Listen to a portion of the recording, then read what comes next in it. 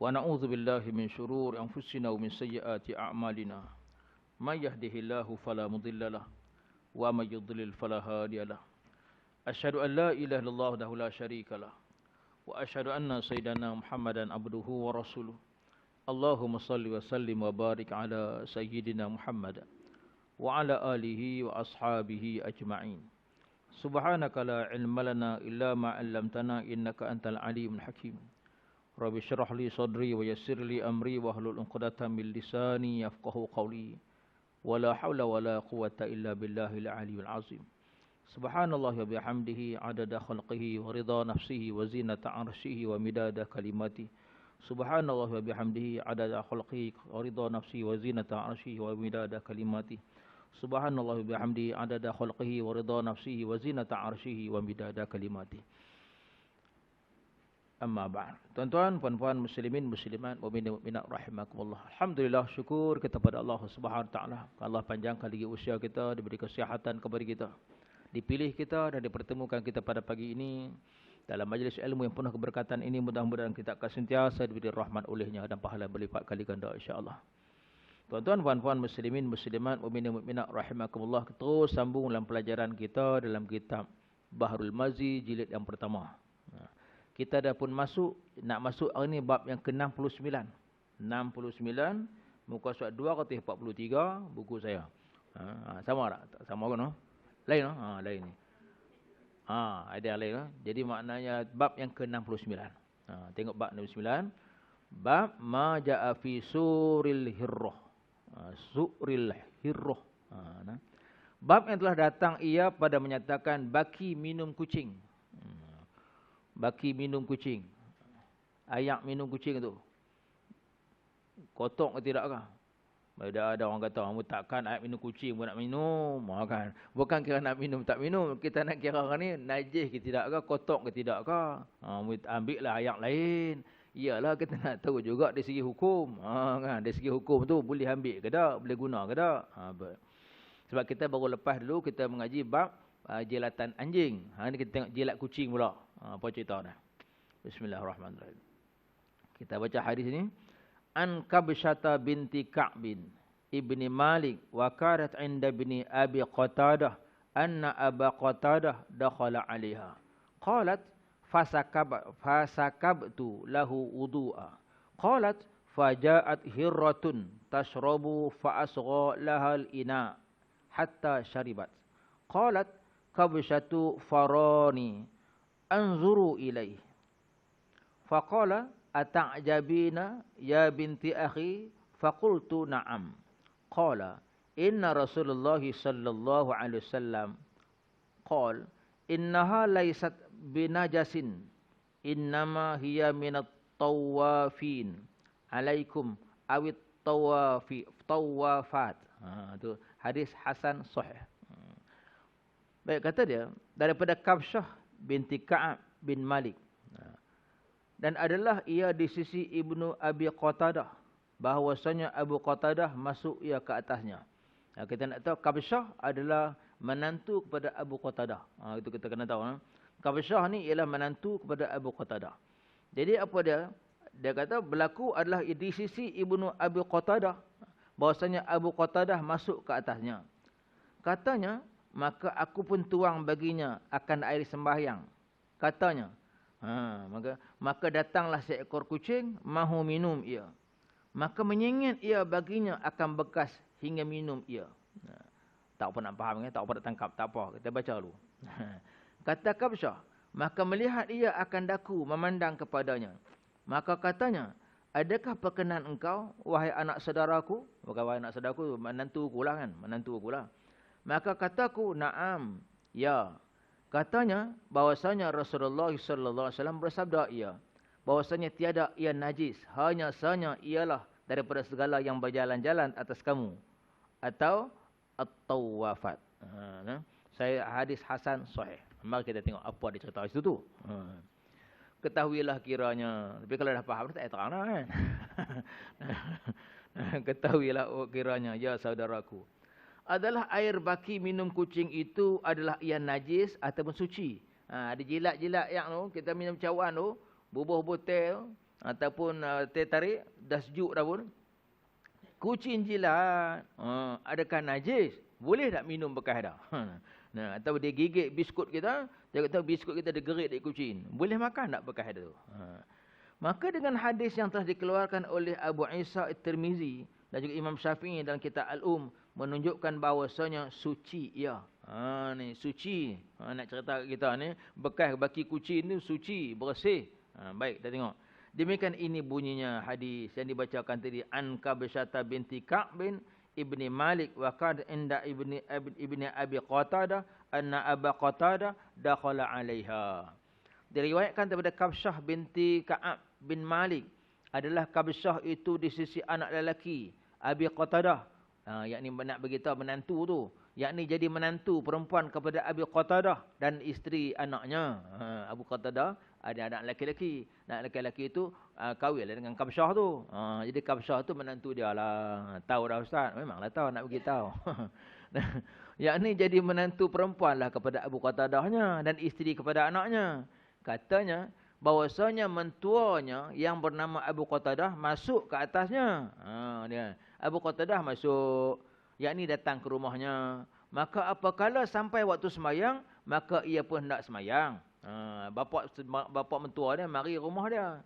Bila masuk waktu semayang, dia pun nak semayang. Bila nak semayang, qalat fasakabtu lahu wudu. Maka kata Kabsyah, maka menuangkan aku baginya akan air sembahyang di dalam hal yang demikian. Maka dia pun tuang dah pak mentua, beritahu pak mentua ni, ayah nak sembahyang kah? Main nak ambil ni. Saya nak tolong tuang air. Kan tuang punya bagus menantu. Ada sahabat gitu pak mentua. Kalau siapa buat macam tu bagus orang ni kan. Pendek kata orang zaman lah ni, kalau boleh buat gitu, dia kata apa? Boleh buat batu cincin. Pasal apa? Pasal susah jumpa. Tu. Orang tu tahu dulu. Kalau jumpa satu benda-benda yang pelik-pelik, dia buat batu cincin. Dia jumpa tulang ke apa ke. Tengok lain macam ya. Dia jumpa kulit-kulit apa tenggiling, buat kulit tenggiling pun. Ada yang buat rantai, buat batu cincin, macam-macam. Jumpa batu, pelik-pelik batu ni. Pelik batu cantik, buat batu cincin. Batu cincin. Jadi maknanya, sebab tu orang tua dulu suka kata, hak pelik-pelik tu yang susah dapat tu, boleh buat batu cincin. Sebab pelik, benda pelik. Jadi maknanya kalau ada lah menantu boleh buat gitu ke pak mentua, boleh bikin batu cincin. Punya bagus ya, luar biasa punya bagus. Tapi orang yang ada sini ni insya-Allah sentiasa biasa gitu kan. Satu perkara biasa begitu kan. Tak ada masalahnya. Maka dia kata Kabsyah, maka menuang aku baginya akan air sembahyang di dalam hal lain demikian. Dia pun tuang. Mai ayah nak ambil sembahyang. Mai saya tolong tuangkan air. Baru dia tuang air, barulah pak mentua dia pun ambil sembahyang. Baik. Qalat faja'at hirratun tashrabu. Kata Kabsyah, maka datanglah seekor kucing mahu minum. Kan? Jadi dia tuang tu, dia boleh letak sementara pak mentua dia nak basuh, dia letak berdi tu, letak lu cebok tu. Mai kucing mai jilat. Dia panjat tu dia jilat. Bila dia nak jilat gitu, maka fa asgha lahal ina'u in hatta syaribat. Maka dia kata, aku pun menyengatkan Abu Qatadah, iaitu mentua dia, bagi kucing itu akan bekas air yang mahu diperbuatkan air sembahyang. Hingga minumlah kucing itu. Dan aku memandangkan perbuatan mentuaku itu. Kan? Pak mentua dia lah tarik air ni bekas tu, bagi kucing itu minum. Bagi kucing itu minum, kucing itu pun minumlah bekas tu. Qalat kabsyatu farani anzuru ilaihi. Katanya, maka melihatlah mentuaku, Qatadah itu akan daku, memandang kepada perbuatannya. Dia tuang-tuang, dia kata, kalau dia kata apa tu, kata Kabsyah, pak mentuaku dia boleh biar untuk dia sengit kan, bagi kucing itu minum, bagi minum dengan selesanya. Dia duduk panjat, kan, panjat, dia pun bagi sengit sikit, bagi kucing itu minum. Kucing itu minumlah. Lalu dia kata, pak mentuaku tengok jeli, tengok aku. Aku kata apa kan? Kan. Maka dia tengok, anzuru ilaihi, dan aku memandanglah kepada perbuatannya itu. Aku tengok juga dah. Faqala, maka dia kata, ata'jabina ya binti akhi. Maka kata pak mentua aku kat aku, adakah engkau perkenankan perbuatanku ini, wahai anak saudaraku, wahai menantuku? Kan? Boleh ke ni pak buat macam ni? Boleh ke pak bagi minum ni? Dia kata. Faqultu na'am. Maka jawabku na'am. Tak apalah ya. Okeylah. Kan? Dia tak apalah. Maka qala inna Rasulullah sallallahu alaihi wasallam qala innaha laysat binajasin. Maka kata pak mentua aku tu, dia kata Abu Qatadah pun kata, tak usahlah engkau sangka lebihan minum kucing itu najis. Jangan engkau rasa fikir najis pula. Kerana bahwasanya Rasulullah sallallahu alaihi wasallam telah bersabda bahwasanya kucing itu tiada ia najis. Abu Qatadah kata, kamu janganlah bimbang wahai menantu aku. Sebab Rasulullah pernah berkata bahawa baki minuman kucing itu tidaklah najis. Boleh kan? Bolehlah minum. Jadi siapa-siapa esok tengok pakai kucing boleh minum. Kalau tak minum lah, kau tak minum lah, cari ayat lain lah, dia berkata kan. Cari ayat lain lah. Dah kat kita nak tulis segi hukum kan. Kalau tengok kan, tengok anak kita dah minum kita punya marah lah, kotor. Kan. So memanglah pada zahirnya kita nampak kotor lah. Muka rupa-rupanya dari segi hukumnya tidak dikatakan najis. Tu nah. Innama hiya minat tawafina alaikum awit tawafat. Hanya saja ialah setengah daripada binatang yang berjalan-jalan meratai segenap tempat yang ceruk. Cuma dia ni memanglah jalan-jalan rata-rata, makan macam-macam. Tikui dia makan, cicak dia makan, mengkarung pun dia makan. Betul lah kucing ni. Maka jika engkau lihat akan dia makan najis. Dia makan macam-macam. Katak pun dia makan. Kan? Macam mana kita duk minum ayak bekas dia ni? Maka jika engkau lihat akan dia makan najis, kemudian raib ia daripada mata kamu, sekira-kira lama ia mendapatkan air minum, maka sucilah mulutnya daripada mutan najis. Kan? Memanglah dia makan katak, dia makan mengkarung tu najis mulutnya. Tapi dia dah minum-minum macam-macam, dia bersih dah mulut tu. Maka bila dia jilat ke kita minuman tu, maka tidaklah dikatakan najis. Lainlah kalau kita kan tengok baru dia tengah-tengah makan bangkai tikus, minta dijilat yang kita. Tu lainlah kan. Dia bawa bangkai tu kan. Dia dah ada pergi makan, betul dia makan sebalam tikus. Kita nampak dia makan bawa lari tikus. Tapi dia dah pergi merata dah, minum macam-macam, dah makan macam-macam, hari ni dia menjilat yang kita. Kan? Maka tidaklah dikatakan sebagai najis. Jadi bolehlah. Tapi ketika kita jumpa dalam hadis yang lain menyebutkan bahawa Aisyah pernah makan bekas makanan kucing. Kan? Kucing itu makan. Dia tengok kucing makan. Biskut ni roti yang dimakan oleh kucing. Lepas tu dia ambil, dia makan. Jadi siapa-siapa nak makan bekas kucing, silakan. Siapa nak makan lah kan.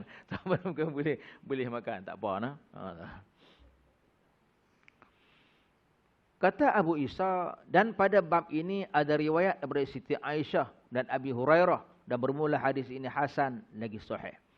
Jadi tuan-tuan wa rahimakumullah, kalau kita tengok ada kucing ni, binatang-binatang ni dia tidak najis. Dia tidak najis. Kucing kalau kita duduk tengah-tengah sembahyang tu, dia datang duduk atas riba kita. Kita duduk atas akhir tu, dia datang duduk atas riba kita. Kan? Kucing tu tak najis. Dia jilat kita pun tak najis. Kan?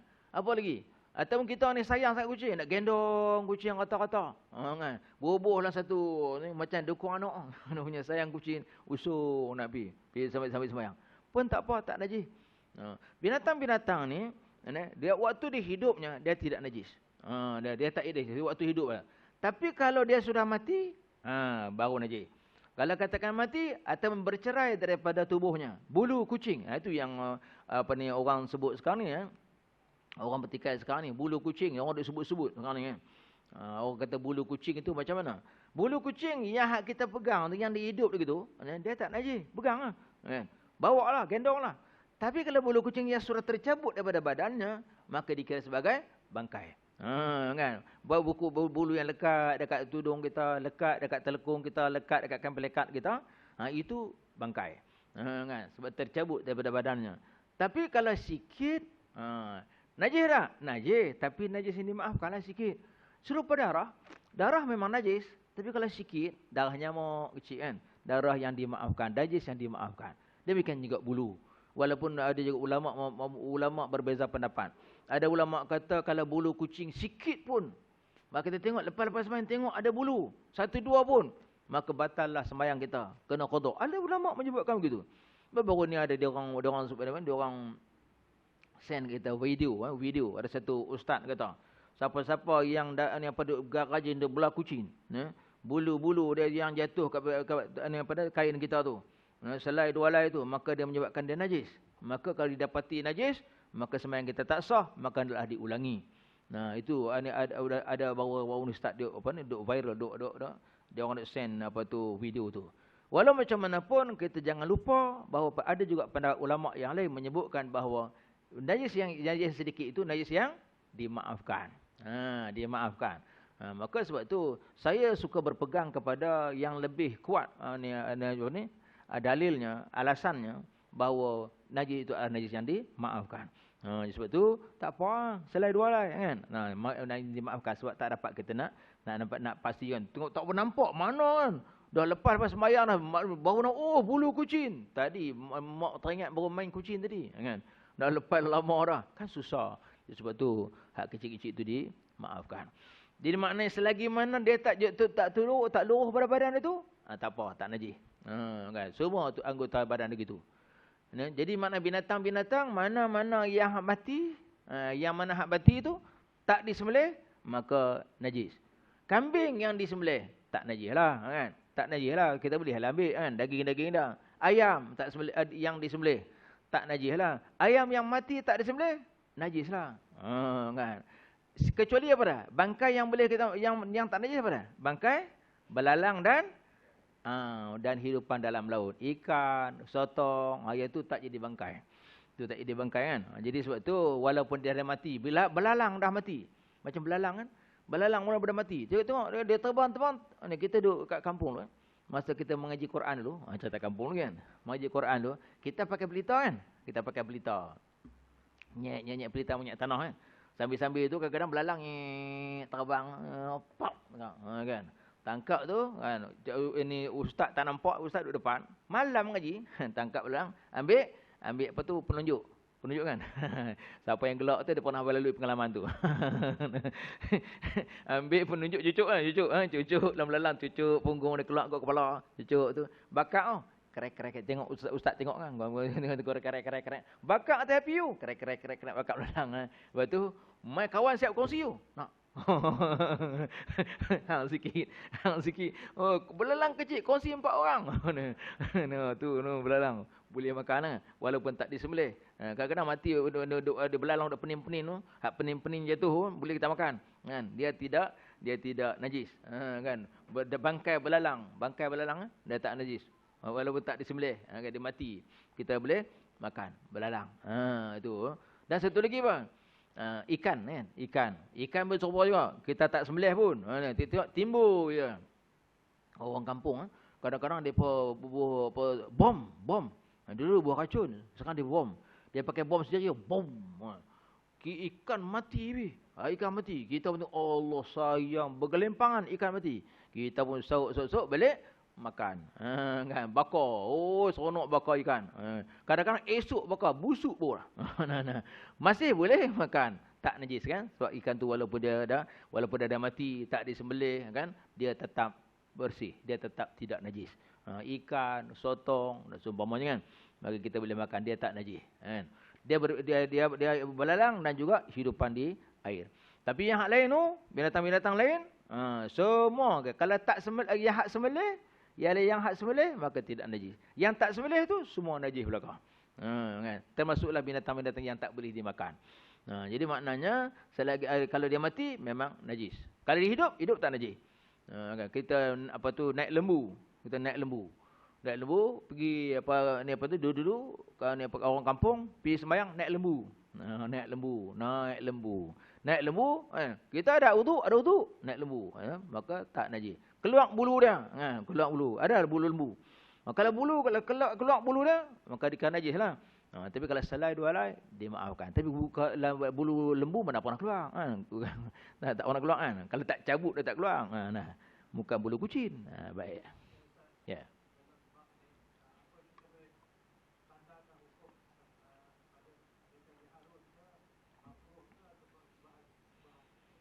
Yang mana tu? Kucing. Baik. Dia hukumnya apa? Kalau kita minum bekas air, minuman kucing itu, maka dia oleh kerana dia tidak najis, maka haruslah haruslah kita minum. Ada bekas kucing, sayang nak buang, Oh, kita baru bancuh tongkat Ali baik kan. Tongkat Ali tunggu bagi sejuk sat, tunggu sejuk tengok kucing dah jilat dah. Kucing pun nak kat tongkat Ali. Dia lihat dia makan sedap kan. Allah, nak buang sayang. Boleh minum tak? Boleh minum. Adakah jadi makruh? Tidak makruh. Maka haruslah kita minum. Haruslah kita minum sebab dia tidak najis. Ya. Baik. Ya.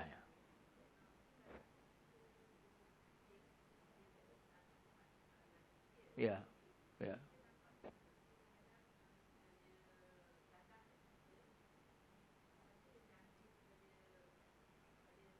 Kucing tu. Ya.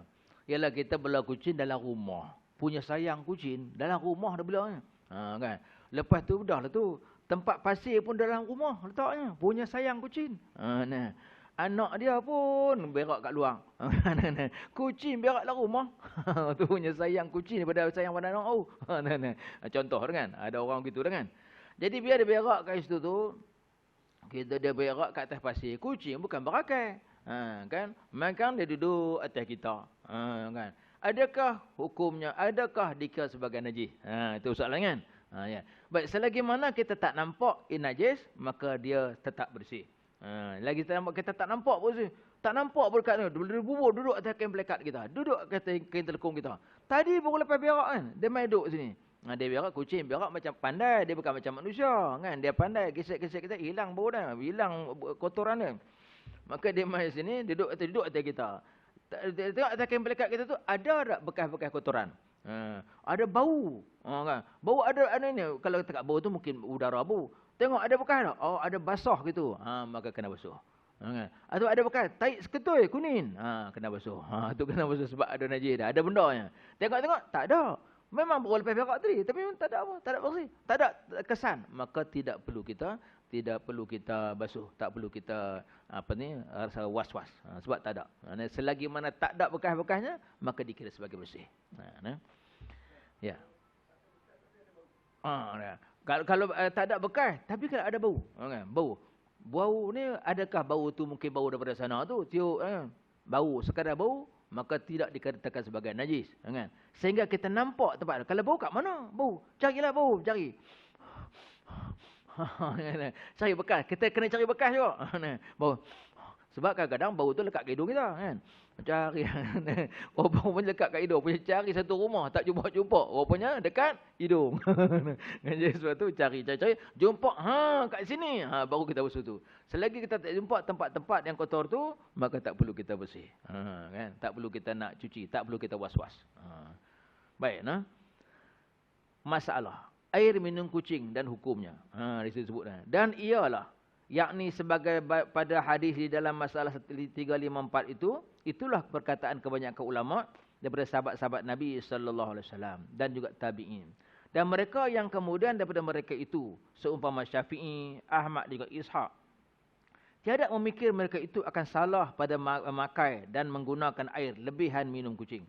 Adapun perkataan Imam Syafi'i yang menunjukkan tiada najis air baki minum kucing itu ialah umum perkataannya. Jadi maknanya jumhur ulama semua kata bahawa sama seperti mana yang disebutkan oleh Qatadah tadi, yang dibuat oleh Qatadah tadi, bahawa air minuman kucing itu tidak najis, maka bolehlah kita nak minum, kan. Cuma kita rasa kotor lah, kan. Dia serupa lalat lah tuan-tuan. Ya, lalat kita disebut apabila lalat masuk jatuh dalam tempat air kita kena tekan, kan. Dekat tekan sebab mulut dia ada kuman tapi punggungnya ada ubat, kan. Kita tekan tu, maka air tu bertukar jadi bersihlah. Dia ada ubat di situ. Tapi nak minum tu tak lalu. Nak minum tak lalu. Kalau rasa ada air lain, buanglah, kan. Ambil air lain lah tu, kan. Cuma kita nak kena tahu dari segi hukumnya, iaitu dia tu bersihlah. Atau dari segi keselamatan, dari segi kesihatan, bersihlah, selamat. Tapi kita nak minum tak lalu. Kan. Usah lagi tu, kan. Nak minum bekas apa tu, bekas nenek yang beringus pun kita geli. Tengok nenek minum tu, tengok beringus. Orang tua kan payah nak jaga, kan. Orang tua, kita tak tua sangat lagi, kita tak tahu lah. Esok kita tua tahu. Ingus bila hijau, ingus. Orang tua, dia nak minum. Dia minum bekas letak tu. Kita nak minum Allah. Kan? Pun tak lalu, sedangkan itu bersih tu. Kan? Jadi maknanya, kalau kita nak minum, bolehlah minum. Tak kotor. Kan? Cuma kita rasa perasaan kita je lah. Baik. Ya.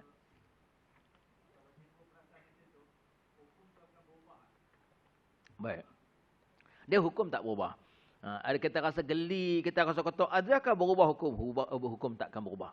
Kan? Sebab cuma dia yang berubah ni, kalau dari segi kita dari segi was-was kebersihannya, itu yang dia jadi apa ni, yang kita nak kena pastikan dia itu betul-betul bersih. Kan? Tapi kalau kita kata geli nak minum bekas dia, kan? Kita tahu memang bersih. Nah, itu bekas kucing itu memang bersih, tak najis, tapi kita rasa geli kan, tak berubah hukum. Jadi nak minum tak apa, tak minum pun tak apa, kan. Tapi kalau dah ada air lain, ambil air lain, kan.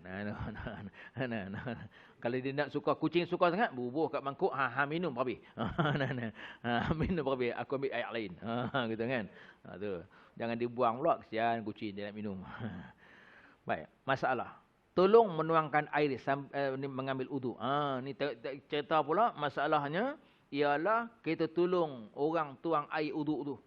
Tu. Wahai saudaraku, di dalam hadis pada masalah 354 itu, sahabat ada membuat mengambil air sembahyang bertolong dengan orang menuangkan. Ada orang tolong tuang air ambil sembahyang tu. Kan? Maka perbuatannya itu ada 3 hukum pada mazhab Syafi'i. Adakah bagus perbuatan tu? Tolong orang ambil air sembahyang ni, kita tolong tuang air. Kata Nawawi, telah berkata ashab kita, mazhab kita, bertolong mengambil air sembahyang itu 3 bahagian. Pertama, bertolong dengan orang lain pada menghadirkan air, maka tiada makruh. Kita tolong bagi air, tolong air. Jangan nak ambil sembahyang payah kan. Dulu mana ada paip, sekarang ada paip, senang, tak ada masalah. Dulu tak ada paip. Jadi dulu kita selalu tengok orang cedok kan, tu tolong tuang kan, tolong macam kita sebut tadi kan, tolong tuang, dia pun senang ambil air wuduk kan, ambil basuh muka, basuh tangan. Jadi orang tolong tuang. Maka orang tolong tuang ni bertolong dengan orang lain pada menghadirkan air, maka tiada makruh. Maka hukumnya haruslah, bolehlah, tak ada masalah. Bolehlah orang lain tolong. Pendapat yang pertama. Pendapat yang kedua, bertolong dengan orang lain pada membasuhkan anggota dan orang lain itu. Itulah menggosokkan anggota air sembahyangnya, maka ini kelakuan dimakruhkan oleh syarak. Ini kecuali kalau orang sakit lah. Kalau orang sakit tu tak apalah, bolehlah kan. Dak ni kalau tak sakit ni, punya malas. Punya malas ni nak ambil sembahyang kan. Dia orang ni one way. Ni biasanya kan orang kata ni orang yang paling malas ni kan, atau orang tua kan tak larat tu lain cerita kan. Sakit. Ni dak saja malas. Ni orang tolong sapu muka dia. Gitu. Orang pun ambil, orang tolong sapu muka dia. Tolong sapu muka. Betul tolong gosok tangan. Maka bertolong dengan orang lain pada membasuhkan anggota, tolong basuh anggota dia. Dan orang lain itulah menggosokkan anggota air sembahyang, gosok tangan. Orang tolong. Punyalah pemalas dah. Maka ini kelakuan yang dimakruhkan dia oleh syarak makruh. Makruh ni maksudnya apa? Kuranglah pahala. Pasal apa? Sebab tak mau buat kerja sendiri. Orang kena buat. Maka kuranglah pahala kita. Semua orang tolong buat. Kita tak susah langsung. Jadi sebab benda-benda yang menyenangkan, menghilangkan kesusahan tu kan dikira sebagai mengurangkan pahala. Macam kita puasa lah, tak lama lagi kita puasa. Kita puasa. Puasa ni memanglah dahaga. Dah harga segala. Kita dah harga segala. Kita pun nak hilangkan dahaga, kita basuh kepala. Basuh, rendam kepala. Pada hukum asalnya mandi itu harus. Boleh mandi. Tapi boleh kan nak hilangkan dahaga tu. Berendam kepala. Berendam. Kejap lagi berendam lagi kan. Nak pergi hilang dahaga. Maka perbuatan menghilangkan dahaga itu makruh. Sebab membiarkan dia dalam keadaan kita tahan, dalam keadaan susahnya berpuasa, maka pahalanya lebih besar. Pahala lebih besar. Tapi dia cuba menghilangkan dahaga tu jadi makruh. Kita berkumur kan. Kita kumur. Kumur macam biasa, okey lagi. Sampai berkumur sampai mendengar Oh lega. Ada orang sampai adakah batal? Tak batal. Selagi mana tak masuk dalam kerongkong, tak batal. Lega betul. Kumuk ngelaknya ayak air. Lega betul. Ni kita kata makruh, menghilangkan dahaga. Tapi kalau kau ni gomok-gomok sikit, telan sikit yang tu baru batal. Yang tu baru batal. Yang tu baru batal. Selagi mana tak masuk dalam kerongkong, tak masuk ke dalam, tak batal. Makruh, menghilangkan dahaga. Sebab asas puasa tu memang lapak dan dahaga. Tiba-tiba kita menghilangkan. Itu orang kadang kita kita makan ud. Ni ada orang tak lama masuk ada jual. Ud menahan kelaparan sepanjang Ramadan. Makan ud segelas tak lapang sampai ke buka puasa kang. Apa nikmat puasanya? Nikmat puasanya lagi kita rasa lapang, lagi pahala besar. Lagi rasa dahaga, lagi pahala besar. Kan? Baik demikianlah juga lagi susah kita ambil wudu, lagi besar pahala. Payahnya nak ambil uduk, sejuknya kita gagah juga lagi besar pahala. Kan? Tiba-tiba orang lain tolong ambil, orang lain tolong gosok, mengurangkan pahala. Tu dah, mengurangkan pahala. Ya.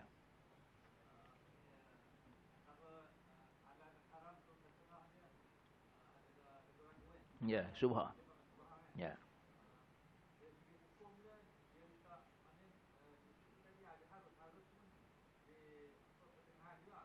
Ya.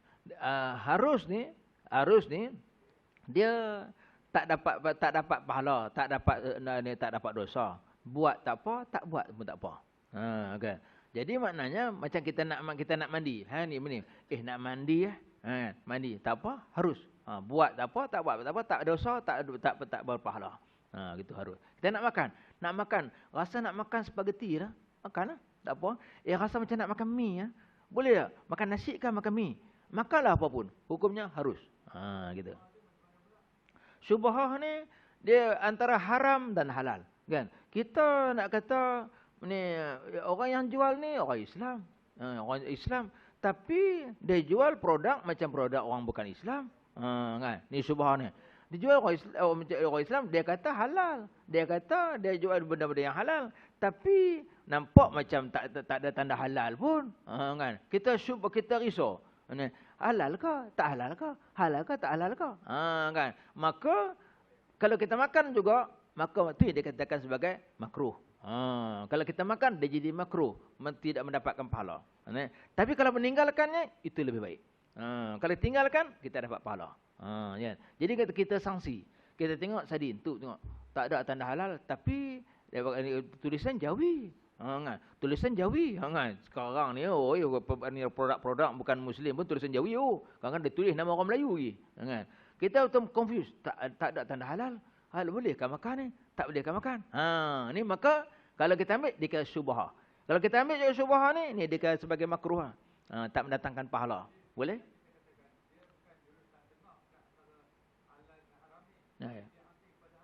Ya, dia hampir kepada haram.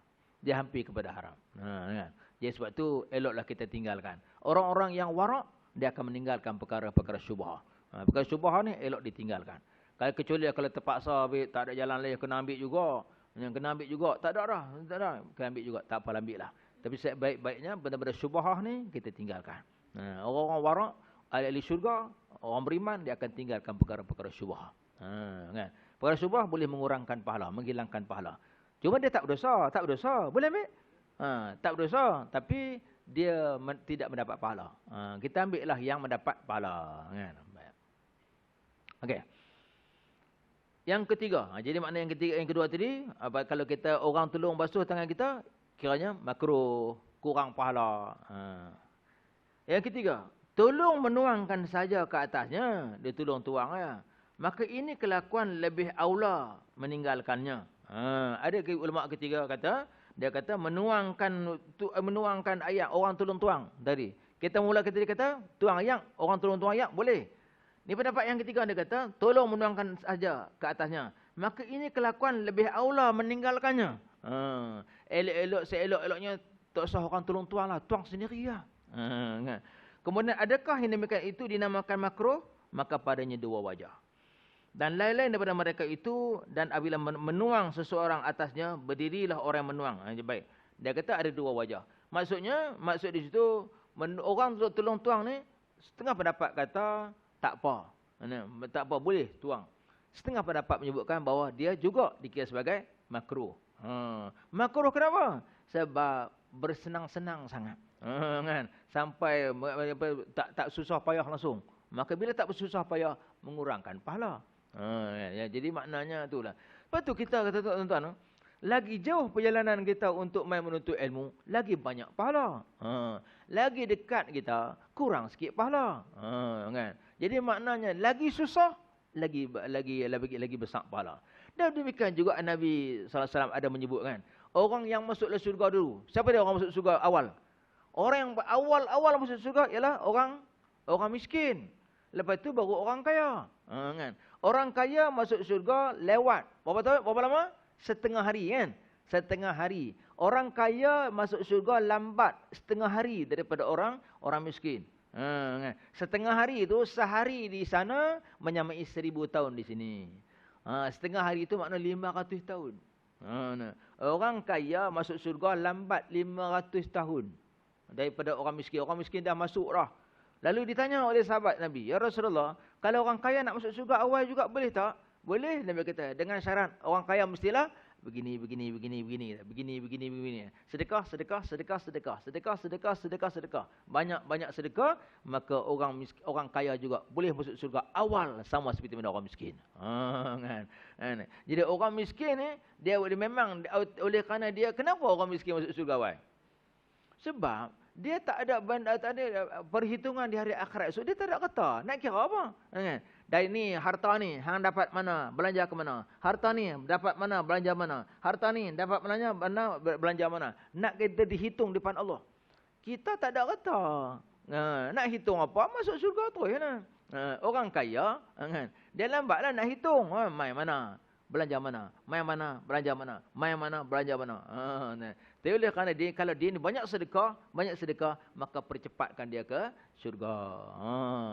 Gitu. Jadi maknanya, nak sebut kepada kita, orang miskin ni susah hidupnya, maka cepat masuk syurga. Orang kaya, senang hidupnya, maka lambat sikit masuk syurga. Jangan marah. Kecuali orang yang banyak sedekah. Jadi sebab tu, lagi susah, lagi besar pahala. Lagi susah, lagi besar pahala. Maka dia kata, orang tadi tuang air itu, kata ulama ketiga, dia kata dia ada dua pendapat di sana, bahawa ada yang kata tuang air itu tak ada apa-apa, harus. Ada juga yang menyebutkan bahawa makruh, walaupun dia ni sekadar tuang saja. Jadi oleh sebab itu, kalau siapa nak pahala betul-betul cukup banyak, tuang sendiri. Kan? Tu. Tapi kita pakai paip. Kalau kita pakai paip, buka sendiri. Kadang-kadang ada orang suka minta tolong orang. Tolong Ustaz. Tolong mak tak boleh kabur sendiri. Saja je nak minta tolong. Ada je nak minta tolong. Lepas tu tuan-tuan, tambah kita orang tua-tua ni. Jadi kita orang tua-tua ni kan, dia patut semua kerja kita kena buat sendiri. Pasal apa? Supaya inilah dia exercise kita. Kalau asyik semua duk minta tolong orang, anak minta tolong. Nak isi dah kain, anak. Sabu sampah, anak. Lama-lama kita apa kerja pun tak buat. Maka menyebabkan kita ni krem kaki tangan kita. Pahala pun kurang. Kalau kita buat sendiri, itulah dia kita punya exercise kita harian kita. Nak bangkit ambil cedu, bangkit sendiri. Allah lupa ambil garpu pula, bangkit sendiri. Lupa ambil air basuh tangan, bangkit sendiri. Itulah dia exercise kita. Di samping pahala pun dapat. Kita buat kerja apa dah pencen. Jadi sebab tu itu kita punya apa tu, mengelakkan daripada perkara-perkara makruh, mengelakkan perkara-perkara menghilangkan pahala. Tu kan. Baik. Okey. Baik, habis. 357 masalah. Memberi minum kucing berpahalakah? Bagi minum kucing. Tadi kita kata minum pakai kucing. Bismillah.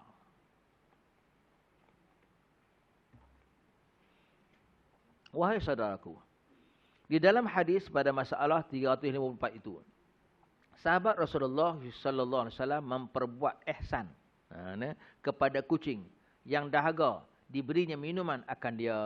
Kan? Tadi Qatadah tadi bagi minum kucing, dia telah melakukan satu perkara pahala melakukan satu kebaikan kepada kucing, kepada makhluk Allah. Demikianlah suruhan Rasulullah.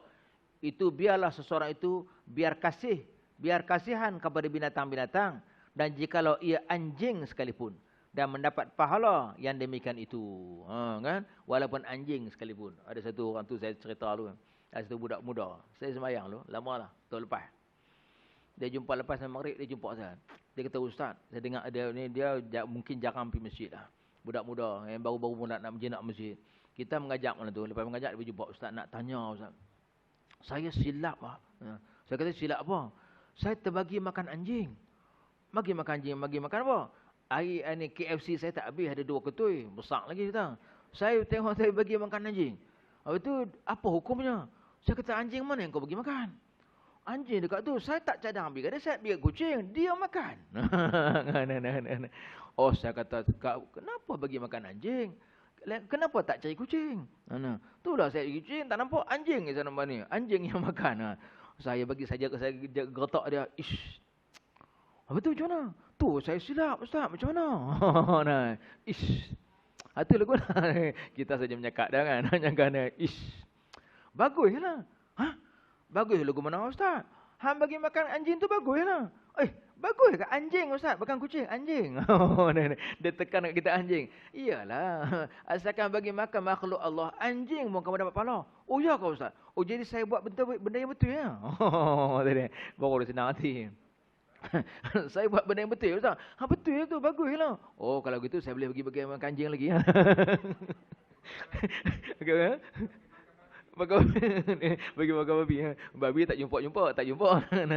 Kena cari lautan kan. Ni anjing berkeliaran. Jadi maknanya, kalau kita ni usah kata kita bagi makan kucing kan, bagi makan anjing pun kita dapat pahala. Tambah kucing pula yang sentiasa bersama dengan kita bagi makan, sudah tentu kita dapat pahala. Kan satu peristiwa yang dalam hadis Nabi menyebutkan bahawa seorang lelaki kan bagi minum anjing kan. Hanya bagi minum anjing saja. Dengan perbuatan itu Allah bagi rahmat kepada dia. Allah sayang kat dia atas perbuatan bagi minum anjing. Sehingga dia masuk dalam syurga kan. Dia masuk syurga kalau bagi minum anjing kan. Dia buat dosa sebelum tu. Dia buat dosa, dia bertaubat lah. Tapi bila dia bagi minum anjing tu, yang ni lah perbuatan yang Allah bagi rahmat sehingga dia masuk dalam syurga. Sebab kita ni, bukan semua perbuatan ibadat kita tu Allah bagi rahmat. Sembayang-sembayang kita, bukan semua sembayang kita tu dapat rahmat. Sedekah-sedekah kita, bukan semua sedekah kita yang Allah bagi rahmat. Yang Allah bagi rahmat sehingga masuk kita dalam syurga. Tak semua. Sedekah yang mana yang Allah bagi rahmat? Sedekah yang Allah suka. Sedekah yang mana yang Allah suka? Sedekah yang benda kita pun suka, kita sayang. Kita nak makan pun kita makan pun kita suka. Kita sedap makan benda tu. Maka kita sedekah. Macam yang kita sedap tu, yang kita suka tu. Yang ni yang dapat rahmat, yang ni yang boleh masuk syurga ni. Sedekah bubuk kacang basi buat apa kan? Bubuk kacang semalam tak habis, kita perangat pergi sedekah. Orang tu nak makan, angkat kat bertali. Allah, nak makan pun tak jadi kan? Orang sebelah sedekah semalam bubuk kacang. Balik-balik dia makan, tengok-tengok bertali. Yang tu, adakah yang ni yang Allah bagi rahmat? Yang ni Allah tak bagi rahmat. Yang nak bagi rahmat tu, yang kita buat kacang baru-baru, buat kacang panas-panas ya. Kak ni buat kacang baru masak tadi. Kan kami pun tak makan lagi ni. Ni bagi semangkuk. Yang ni yang hak dapat rahmat. Yang ni yang Allah suka. Yang ni lah yang hak boleh masuk kita dalam syurga. Bagi benda yang kita sayang. Baru Allah suka. Bagi yang bekas-bekas hak nak buang tak mau kan. Baru ambil durian yang hak durian yang elok simpan. Durian yang nampak biji sedekah orang. Hak nampak biji tu. Angkat-angkat alamak durian nampak biji. Orang kampung saya panggil durian loceh tok kiang. Durian terloceh, nampak biji ya. Isi nipis ya. Yang tu sedekah ke orang. Yang musangking simpan dia makan kat dia. Yang ni tak dapat pahala. Sekadar nak mengelakkan daripada membazir bolehlah. Mengelakkan daripada pembaziran. Tapi jangan harap dapat pahala. Nak dapat pahala ialah benda yang kita suka, benda yang kita pun sedap, kita bagi kat orang. Yang ni mungkin dapat rahmat untuk masuk dalam syurga. Ya. Baik. Jual kuih kan. Jual kuih dah habis dah balik petang tu. Ni. Dah tak habis dah. Kebanyakannya orang suka lempak buang. Dia kalau sedekah ke orang pakai depa tak beli dah. Asyik makan sedekah ya. Ada orang Melayu kita berprinsip macam tu kan. Kalau kuih-kuih tu ayak-ayak soya tak habis tu, dia lempak buang, dah cari longkang, buang. Sebab apa tak sedekah? Kalau sedekah nanti dia kata esok asyik depa tunggu last minute nak makan sedekah. Lepas tu depa tak beli dah. Oh no. Pangai fikiran dia kotong. Itu fikiran kotong. Patutnya hak lebih-lebih tu bagilah orang makan, bersedekahlah. Cuma tu betul tu.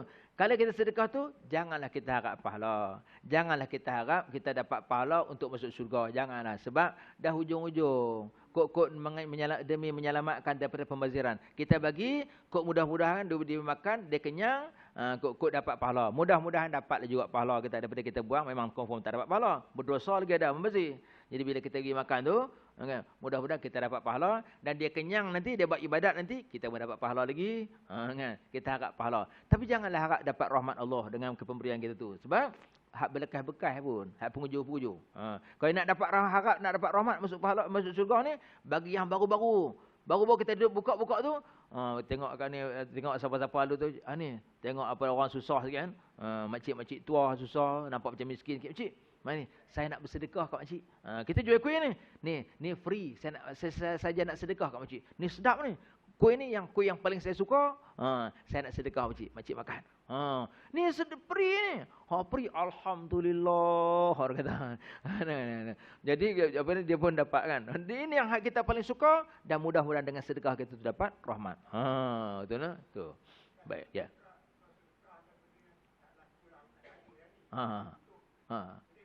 Tu. Bila kita dah nak tutup dah pun. Nak tutup dah hujung-hujung dah. Daripada buang, pertamanya berdosa, membazir kan. Yang kedua, apa pun tak boleh. Tak dapat apa. Tak dapat apa. Tak dapat pulang dapat pahala. Maka demi menyelamatkan itu, kita membagilah sedekah lah. Ni orang lolong ni, saya nak tutup ni. Saya nak bagi percuma. Ambil. Saya bagi percuma. Alhamdulillah. Tak beli pun dapat juga. Itu saya. Jadi mana kita bagi kat dia. Menyelamatkan daripada pembaziran. Dapat pahala tak? Dapat pahala. Dapat pahala. Dan dapat pahala, dia makan nanti kenyang, dia buat ibadat, kita dapat pahala lagi. Cuma, janganlah kita harap pemberian kita tu untuk mendapat rahmat masuk dalam syurga. Sebab, Allah bukan itu yang dia katakan boleh masuk syurga. Yang boleh masuk syurga ialah sedekah yang kita sayang. Sekali lagi saya kata, sedekah yang kita sayang. Kalau nak bagi baju ke orang, daripada baju kita pakai lama. Baju tu cantik. Nak buang, sayang. Kan? Kita mencari siapa-siapa orang miskin, kita sedekah. Kan? Ni baju ni elok. Saya sayang lagi. Tapi tak boleh pakai dah, saya gemuk. Kita bagi ke orang kan. Jadi maknanya kita bagi ke orang. Untuk menyelamatkan daripada rosak. Maka dapatlah pahala. Tapi janganlah kita harap dengan pemberian itu kita masuk syurga. Pemberian yang boleh masuk syurga ialah kita bagi benda yang kita sayang. Kita beli baru. Beli baru. Ni, koyak plastik tak pakai lagi. Saya baru beli. Bila saya beli ni, saya beli kat saya beli teringat kat kamu, dia kata. Saya bagi satu khas, baru beli. Yang tu yang dah harapkan dapat pahala. Yang ni yang dapat masuk syurga. Benda yang kita sayang. Bagi serban, serban yang paling elok, yang lekat, ikat dulu lekat. Ini pakai ada satu dia orang bagi serban kat saya. Serban material dia plastik. Lilit cer jatuh. Bubuh kat selendang tu, cerut jatuh ke bawah. Payah nak kena kelip dengan kalsang pula. Bagi yang mahal, kita lilit terlekat tu. Kalau bubuh dekat sebagai ridak tu dia lekat. Yang tu yang dapat pahala. Yang tu yang dia katakan ya boleh masuk syurga. Dah.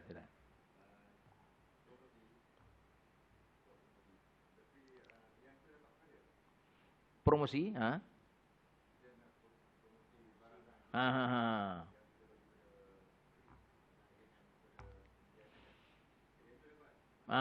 baik. Terima kasih. Kita buat promosi, kan? Kita buat kek. Kan? Kita buat kek. Buat kek yang apa tu? Yang kek tapak kuda. Kan? Orang viral sekarang kek tapak kuda kan? Sedap kan? Jadi kita pun nak bagi orang rasa sebab kita ni pandai buat kek tapak kuda. Kita bagi sedekah seorang satu, sedekah seorang satu kan. Kek tapak kuda. Kan? Jadi maknanya kita sedekah tu yang elok kan yang tak elok? Yang elok kan? Yang elok lah. Yang elok kita sedekah yang elok. Jadi bila kita dia makan tu dia sedap, dia rasa puas. Kan? Maka ini dia katakan sedekah yang elok lah. Cuma oleh kerana niat kita tu untuk promosi, untuk memperkenalkan barang kita. Maka kita dapatlah pahala bersedekah tu, tapi tak dapat pahala keikhlasan kerana Allah tu, tak ada lah. Keikhlasan. Sebab kita sedekah mestilah kerana Allah, bukan kerana sesuatu. Kalau kita sedekah tu kerana sebab ada sesuatu di sebalik sesuatu, ada udang balik mi, kan? Maka pahalanya tak ada lah. Kan? Tak ada lah pahalanya. Jadi sebab tu bila kita sedekah, kenapa? Sebab nak mempromosikan barang kita, tak ada lah pahalanya. Sebab tujuan itu bukan ikhlas kerana Allah. Sebab semua pekerjaan akan Allah kira, Allah hitung berdasarkan niat. Innamal a'malu binniyat. Setiap pekerjaan itu Allah hitung pahala atau tak pahala berdasarkan niat kita. Kalau niat kita tu sebab ikhlas kerana Allah, aku bagi kerana Allah, maka dapatlah pahala. Kalau kita buat sebab promosi, nak memajukan syarikat kita, tak dapat pahala.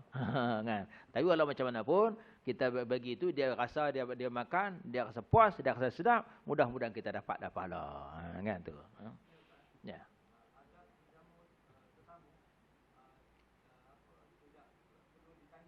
Ya.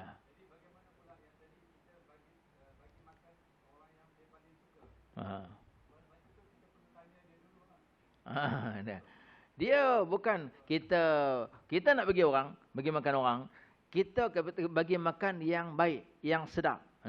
Itu bukan kita tak perlulah kita nak tanya, hang sedap apa? Hang nak makan apa? Oh, yang macam kedai makan pula. Ada orang kan, bila balik rumah, suami isteri tanya, abang nak apa? Kopi, teh. Ada yang suami kata, buatlah apa pun. Dia tak mau, dia nak begitu. Tu. Mungkin dia niat dia jujur, niat dia ikhlas lah nak tu, minuman apa kan. Minum apa. Tapi sebenarnya kan, kalau sebenarnya kita buat yang kita pada selera kita sedap. Kita pada selera kita suka. Kalau kita rasa sedap, kita sekarang ni, kalau buat buat makanan, kalau buat masak ayam, udang kara. Atau saya tanyalah, semua orang suka punya.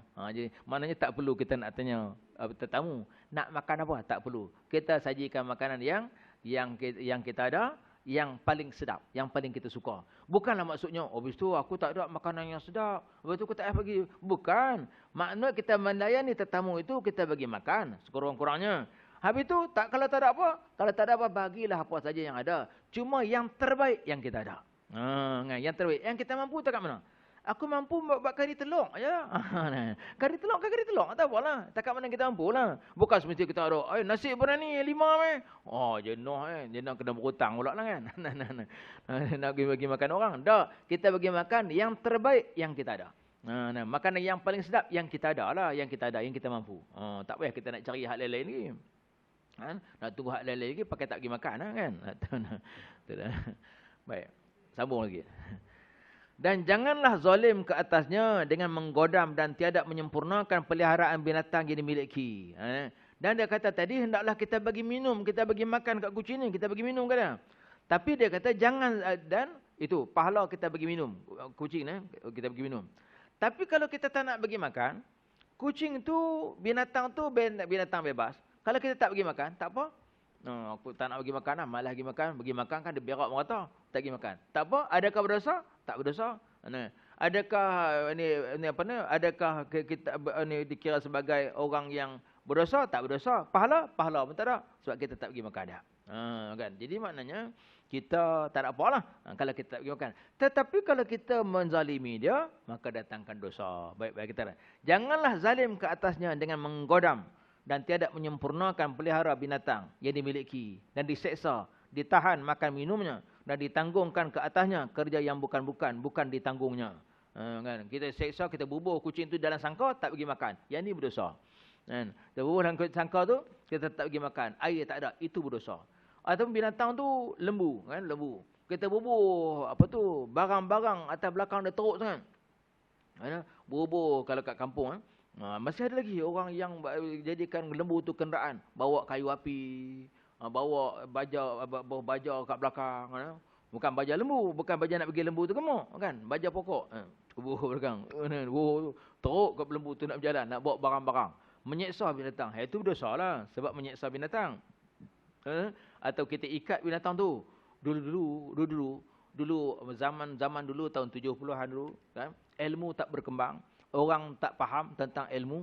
Kita tengok kan, orang tua-tua kat kampung bukan layan kucing macam sekarang kan. Sekarang kita tengok orang tua-tua kita oleh kerana ilmu, sebab ilmu. Kita ilmu dah berkembang kan, tengok handphone ada ilmu, majlis-majlis ilmu banyak ilmu, masjid ada ilmu. Orang dah tahu dah nak menyantuni binatang. Orang dah faham menyantuni binatang tu pahala yang sangat besar. Sekarang ni okey, jumpa kucing mana-mana pun orang selamatkan kucing. Dulu tak. Dulu kalau kucing tu tengok macam musuh. Betul kan? Oh, tengok kucing macam musuh, masuk dalam rumah. Wow, lari kucing tu. Nah, itu kucing masuk dalam rumah, dia curi kucing, dia curi lauk. Kan? Mana tak curi lauknya? Makanan tak ada. Nah, aku minta makan, hampa tak bagi, aku curi, hampa marah. Kita lah ni, mana ada masalah kucing curi lauk? Tak ada, sebab kita tak bagi makan. Dulu, kita tak bagi makan. Dia mencuri lauk. Dia curi lauk, saya jumpa, ada tengok, saya sebut lauk tu. Saya pergi sekolah. Lalu kot Batas Pendang kan. Kot ada tepi sungai tu. Lalu kot tepi sungai tu. Tengok ada satu orang pakcik tua. Ikat kucing. Loh, pasal apa pakcik? Kita pergi sekolah kan, ada tanggung beg. Dulu jalan kaki kot Batas Pendang. Kenapa pakcik? Curi lauk, kata. Oh, curi lauk. Dia ikat tu. Dia ikat kot. Pakcik, jangan tu, kesian kucing. Pum, dia campak. Tenggelam kot. Oh, ikat kaki tangan, dia campak dalam sungai. Dalam sungai. Sungai kecil begitu. Kuruk-kuruk. Oh, kita pun sedih tengok pakcik kenapa buat itu. Curi lauk. Balik sekolah tengok timbul dah kucing tu. Allah, sedih tengok. Ini orang tua-tua dulu. Orang tua-tua dulu. Zalim. Pasal apa? Tak ada ilmu langsung. Ilmu tak ada langsung. Yang nak menyantuni kucing ni. Menyantuni binatang ni. Jadi sebab tu kalau kita tengok kan, orang hak buat lagu ni memang berdosa. Tempatnya neraka. Kan? Ada seorang perempuan yang mengikat kucingnya hingga mati. Nabi kata tempatnya dalam neraka sebab menyeksa binatang. Kan? Sebab tu kita ni kita kena buat baik. Kalau tak mau buat baik sekalipun, biarkan dia pergi. Jangan kita ikat dah. Burung kan, hak terbang tu. Ada yang burung tu kita tangkap, kita bubuh dalam sangkar, dia biar seksa dalam sangkar kan. Dosa. Kecuali kita bagi makan dia, kita bagi minum dia. Tapi saya nak cerita satu ni. Ustaz tajuk baru pun tak sebab dah. Saya pergi satu kedai Cina orang kafir, jual burung. Jual binatang. Dia jual burung kecil-kecil banyak. Saya tanya tokek, ini burung buat apa? Mau makan pun tak cukup, kecil. Kan? Tak, dia kata, orang Cina suka beli banyak-banyak. Apa bikin? Dia kata orang Cina suka beli banyak-banyak. Buat apa? Dia pergi depan dia punya kedai, dia lepas. Itu ong mariu. Rezeki lah masuk. Betul ya? Dia kata dia pergi sekarang dia beli 100 ekor, 200 ekor, dia bawa sangkar besar tu. Dia pergi pagi-pagi tu, dia pergi kat depan kedai dia lepas. Dia kata, ini biasa ya, kalau kita lepas itu burung, itu ong masuknya. Meniaga punya pun mesti maju. Saya tanya, saya kata burung ni mana dapat? Itu dia orang mai jual sini. Siapa jual? Itu Melayu. Allah. Itu Melayu jual, tangkap itu burung mai jual dekat kita, Cina beli berlepas. Allahu akbar. Saya kata, oh, itu macam mana? Saya kata, nasib baik saya bukan Melayu. Dia kata, you apa bangsa? Saya orang Jawa. Nasib baik saya orang Jawa. Saya pun malu. Orang Melayu pergi tangkap burung, pakai sangkar, dia kata pakai itu pukat, mai jual kat dia. Habis dia jual berapa? Dia jual satu sekok RM1. Awak jual RM3. Untung besar dia. Orang Melayu jual kat dia. Allah. Jadi maknanya betul ya? Tu. Inilah tu orang Melayu kita. Pergi jual burung, pergi tangkap burung, pergi jual. Orang kafir pergi lepas. Saya kata heran, patut orang kafir pergi tangkap burung, orang Islam pergi lepas. Patut je gitu. Sebab apa? Sebab orang Islam ni ada ilmu, dah tahu nak menyantuni binatang. Patutnya orang Islam yang pakat-pakat pergi lepas. Dapat burung, pergi tengok burung, pergi beli burung tu, saya beli burung ni. Okey, balik, burung aku lepas hang. Hampirlah bebas. Pergi carilah bini hang. Pergi cari anak hang. Pergi tengok burung-burung mana yang duduk terikat. Kaki dia kuku. Kuku. Kuku. Allah kesiannya. Duduk panggil bini dah. Duduk panggil anak dah. Kesian dah kan. Kita betul-betul pergi beli. Beli. Berbalik rumah. Wahai burung. Aku lepas hang. Pergi cari bini hang. Pergi cari anak hang. Biar lepas kan. Oh, patutnya kita orang Islam yang menyantuni binatang kan. Tapi terbalik orang kafir pula. Ya tuan-tuan. Waktu kita ni dia kata, kalau kita buat kebaikan kat binatang tu, kita dapat pahala. Kalau kita buat seksa dia, kita berdosa. Kan? Jadi, kita ni kenalah buat kebaikan. Sebab kita orang beriman. InsyaAllah, bab yang ke-70, nanti kita akan masuk, bab mengenai dengan sapu atas 2 kasut. Ambil ayat semayang, tak payah buka kasut, sapu kasut je. Nanti kita akan sebut nanti dalam pertemuan yang akan datang. InsyaAllah. Nah, ya. Ya.